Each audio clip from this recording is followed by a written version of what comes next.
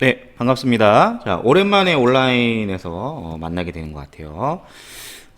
지금 선생님은 과학실에서 영상을 이제 녹화를 하고 있는데요. 여러분들은 지금 교실에서 신나게 힐링데이를 즐기고 있습니다. 오늘은 이제 금요일인데요. 10월 30일. 그래서 지금 엄청 시끄러워요. 교실이 막 쿵쾅쿵쾅 뛰면서 노래도 부르고 뭐 게임도 하고 이러면서 엄청 시끄러운데 지금 뭐 그래서 여러분들 그 뛰어노는 소리가 이 수업 영상에 녹음이 될 수도 있습니다. 그 부분은 조금 양해해 주시고 여러분들이 뛰어노는 소리니까. 자, 그러면 오늘은 파동의 이제 굴절 우리가 오프라인으로 학교에 등교했을 때 파동의 굴절 전까지 우리가 배워봤어요. 줄에서의 속력, 그다음에 물결파의 속력, 그다음에 소리의 속력, 빛의 속력까지 살펴보고 예제 문제 이제 세 문제 정도 풀어봤는데 물론 7반 같은 경우에는 아직 그 다른 반보다는 1시간 수업을 덜 했기 때문에 그 부분은 나가지 못했고 이제 다시 온라인 주간이 끝나고 등교하게 되면 그 부분을 이어서 진행하려고 하는데요. 그래서 그 뭐 수업을 좀 더 많이 나간 반, 적게 나간 반과 상관없이 오늘은 온라인 요 순간부터는 파동의 굴절부터 시작하도록 하겠습니다. 자, 파동의 굴절부터 시작해서 이제 파동의 간섭 그리고 전반사까지 진행할 예정인데요. 이번 주에 실시하는 요 수업 내용은 여러분들이 학교 돌아오게 되면 수행평가를 실시할 부분이기 때문에 조금 잘 집중해서 그리고 여러 번 반복해서 영상의 좋은 점은 여러 번 반복해서 볼 수 있는 거죠. 그래서 여러 번 반복해서 이렇게 보면 좋을 것 같습니다. 그 다음에 수업 시간에 얘기했지만 이제 쌍방향 수업 두 번째 시간은 쌍방향 수업으로 이제 진행이 될 거예요. 다음에 이제 수업을 하게 되면. 근데 이제 쌍방향 수업 같은 경우에는 이제 교실에서 수업했던 것처럼 여러분들이 이제 수업 시간과 수업이 진행되면서 쓱 한번 지나가 버리기 때문에 놓칠 수 있는 부분이 생길 수 있을 것 같아요. 그래서 이번 쌍방향 수업은 특별히 선생님이 다시 한번 그 쌍방향 수업이 이루어졌던 부분을 영상 녹화를 해서 구글 클래스룸에 올리도록 하겠습니다. 그 다음에 7반은 와서 선생님이 이제 얘기를 하겠지만 다른 반 같은 경우 3반에서 6반 같은 경우는 과제도 선생님이 이제 제시를 했었죠. 모둠 과제. 그래서 전자기파의 종류와 특징을 조사해서 이제 제출하는 그 활동도 이번 주 이제 주말까지 영상을 보게 되는 주말까지 제출할 수 있도록 하세요. 자, 그러면 봅시다. 파동의 굴절. 자, 굴절이라고 하는 거는 쉽게 얘기하면 꺾이는 걸 굴절이라고 합니다. 지금 선생님이 이제 주로 수업하면서 아이패드를 보고 가끔 가다가 이제 카메라를 좀 보게 되는데 항상 볼 때마다 선생님이 이렇게 고개가 꺾여 있더라고요. 이렇게 좀 여기가 좀 안 좋긴 한데 아프긴 한데 선생님 자세가 원래 이런가 봐요. 이렇게 항상 이러고 있어서 수업할 때도 이러고 있나? 이러고 수업하는지 모르겠지만 그래서 요거는 굴절은 아니지만 이렇게 꺾이는 거를 굴절이라고 합니다. 자, 굴절은 뭐냐면 파동이 진행할 때 성질이 다른 매질의 경계면에서 여기서 성질이 다르다라고 하는 것은 매질의 종류가 다를 수도 있고요.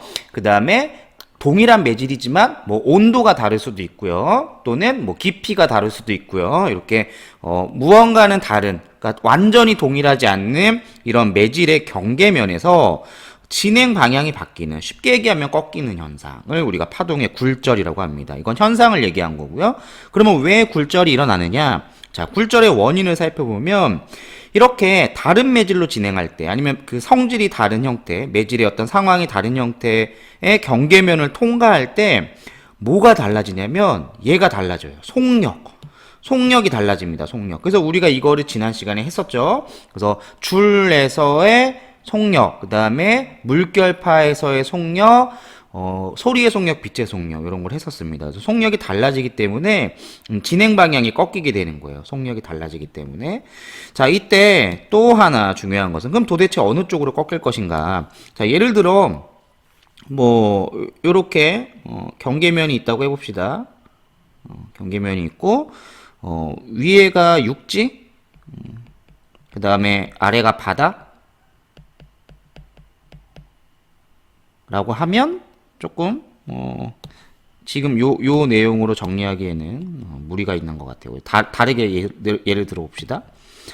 여기가 공기, 여기가 물이라고 하면, 자, 공기에서부터 빛을 발사할 거예요. 빛, 전자기파, 파동이죠? 이렇게.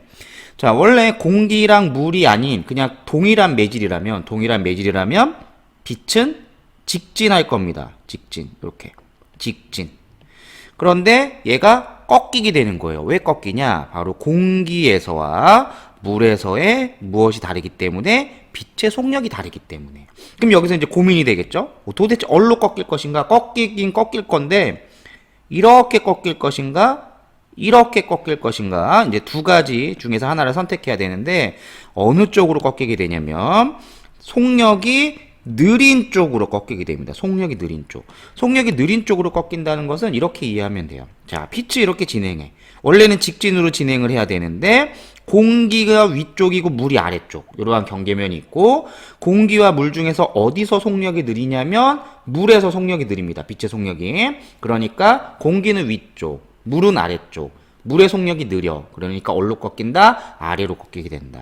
그래서 진행하는 과정을 보면 이렇게 위로 꺾이는 것이 아니라 다 지워지네요.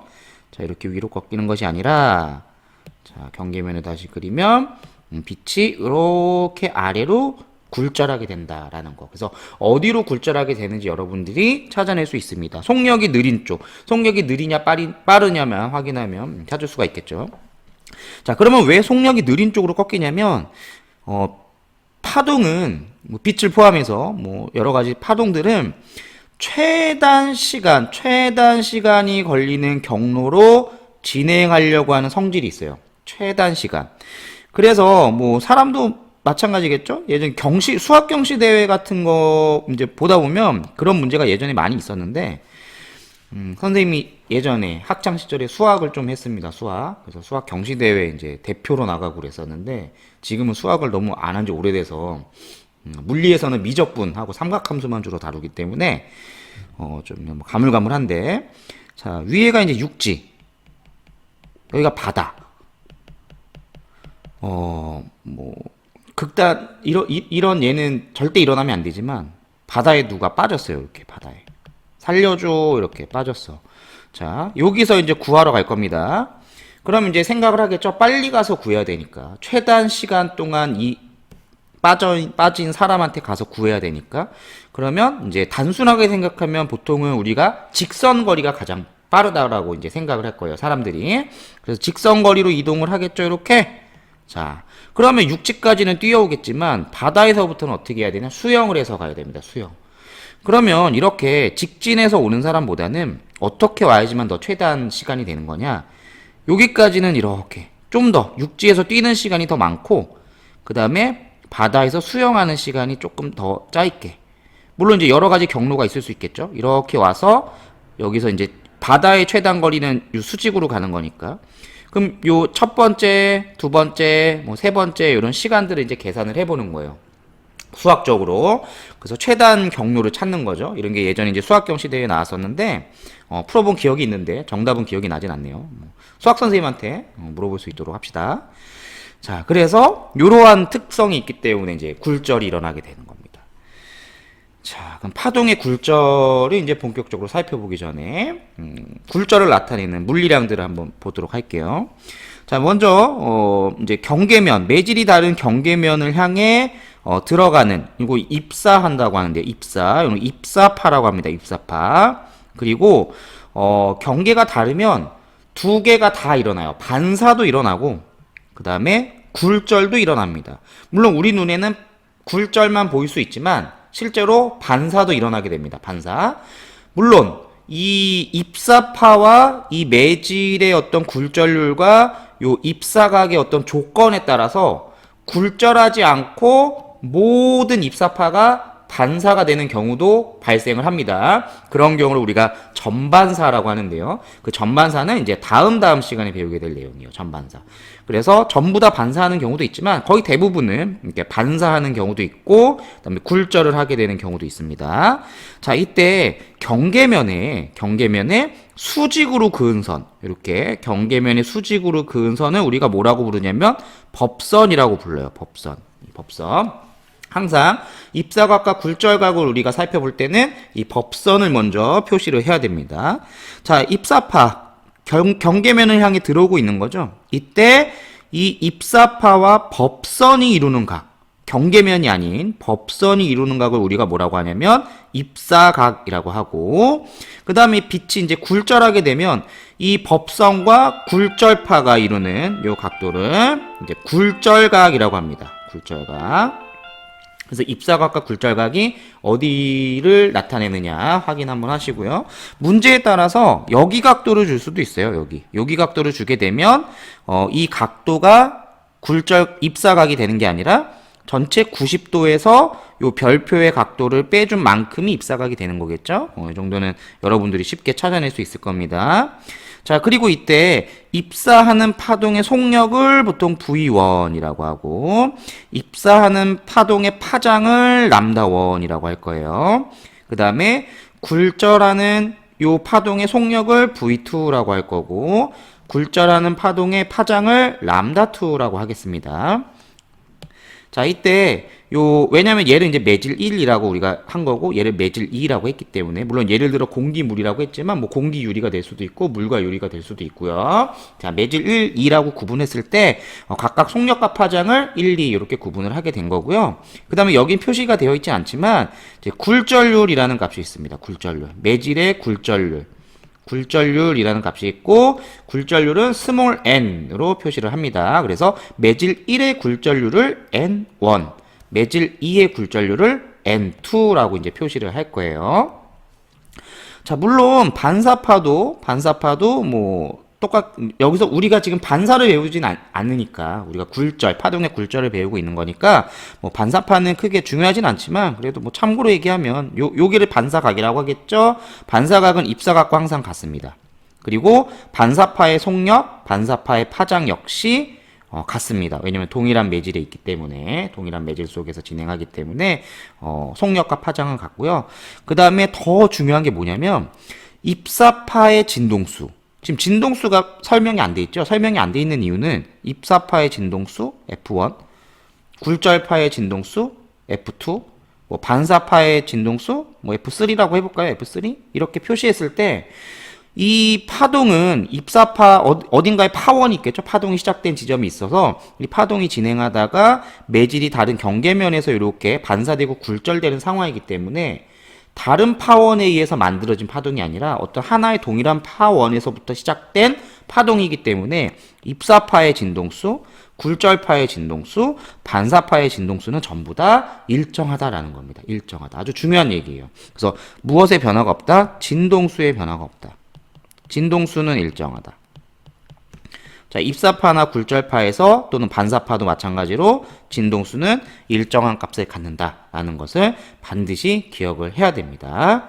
자, 그리고 보통 이제 입사가 어떤 참고서나 문제집에 따라서 얘가 이제 매질 1, 매질 2니까 입사각을 우리가 각도를 세타라고 표시하죠. 그래서 얘를 세타 1, 얘를 세타 2라고 표시하는 경우도 있지만 거의 대부분은 입사각을 우리가 I라고 보통 표시를 해요.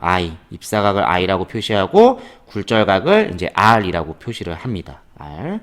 그래서 자, 이러한 어떤 파동에서 나올 수 있는 물리량을 바탕으로 어떤 관계식을 우리가 살펴볼 건데요. 어떤 관계식이 성립하냐면 바로 스넬 법칙이라는 관계식이 성립을 합니다. 스넬 법칙. 자, 스넬 법칙이란 입사각을 I, 굴절각을 R이라고 했을 때 매질 1의 굴절률을 N1, 매질 2의 굴절률을 N2라고 했을 때 이때 이런 관계가 성립한다. N1 곱하기 sin I. 그러니까 그림으로 나타내면, 앞에 있는 그림으로 나타낸다면 이렇게 경계면이 있고 법선이 있을 때 파동이 이렇게 진행해서 이렇게 꺾였다고 했을 때 여기가 N1, 여기가 N2, 매질 1이라고 한다면 요 각도가 I, 입사각, 요 각도가 R, 굴절각이 되는 거죠. 그래서 이때 N1 곱하기 같은 쪽에 있는 요 I, sin I, 그리고 N2 곱하기 같은 쪽에 있는 sin R, 요 두 개가 같다라는 게 스넬의 법칙입니다. 스넬의 법칙. 자, 그래서 여기서 잠깐 끊었다가 잠시 이제 쉬었다가 스넬의 법칙을 이렇게 나온 이유를 선생님이 한번 증명을 유도를 해줄 거예요. 그래서 스넬 법칙 유도부터 다시 하도록 하겠습니다.